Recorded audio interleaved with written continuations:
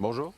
La bande-annonce de la planète des singes Le Nouveau Royaume est sortie avec d'énormes révélations sur le règne des primates sur Terre et relie tous les films de la franchise. Voici quelques révélations sur le film et c'est juste après ça.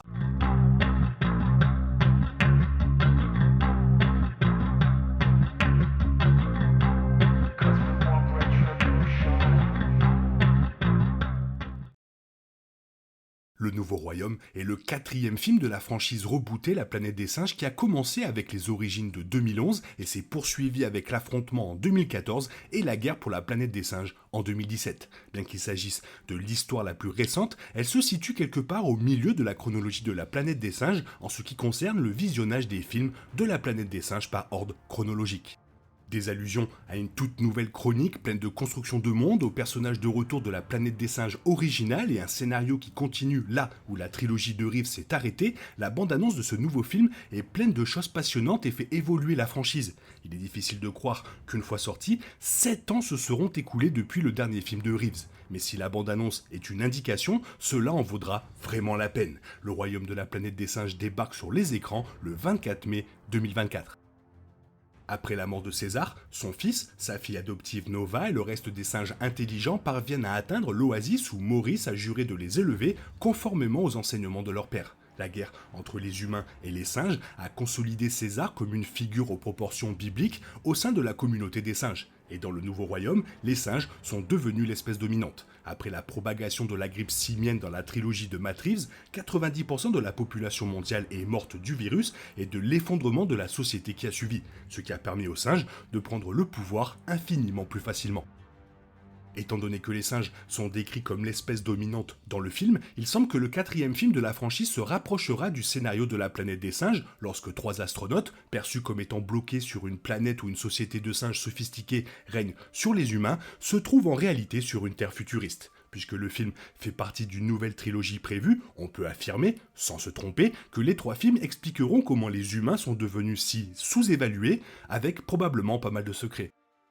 La planète des singes présente une société de singes sophistiqués divisée en un système de classes distincts avec les orang-outans au sommet, suivi des chimpanzés au milieu et des gorilles tout en bas.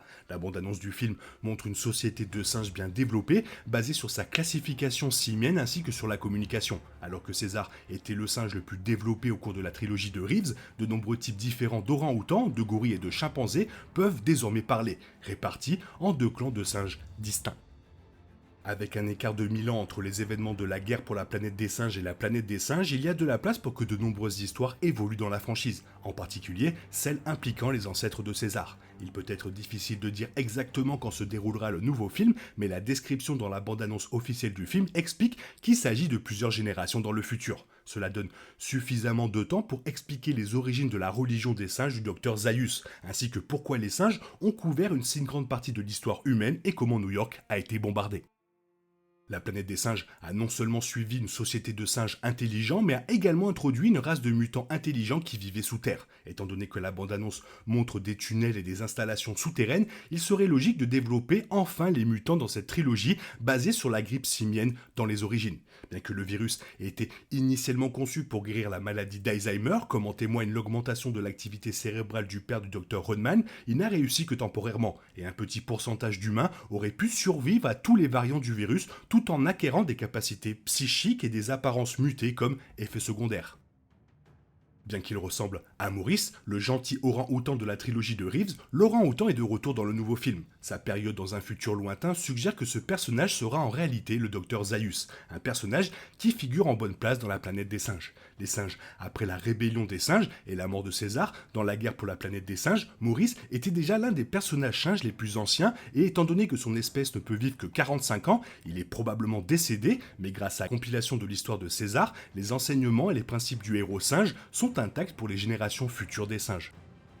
Nova était une adulte dans la planète des singes originale, mais une enfant muette dans la trilogie de Reeves. Mais il semble qu'elle soit jouée par Freya Allan en tant qu'adulte dans le nouveau royaume. Nova a rejoint la colonie de singes et est devenue la fille adoptive de César, Maurice prenant la tutelle d'elle et du fils de César, Cornelius, après la mort de César dans la guerre pour la planète des singes. Elle a survécu à la première pandémie de grippe simienne et n'a jamais perdu ses capacités de raisonnement supérieures comme le reste de l'humanité lors de la deuxième vague.